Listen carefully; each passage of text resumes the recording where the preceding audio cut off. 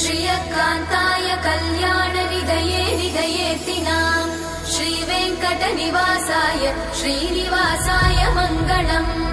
लक्ष्मी सविभ्रमालोकसुभ्रूविभ्रमचक्षुषे चक्षुषे सर्वलोकानां वेङ्कटेशाय मङ्गलम्।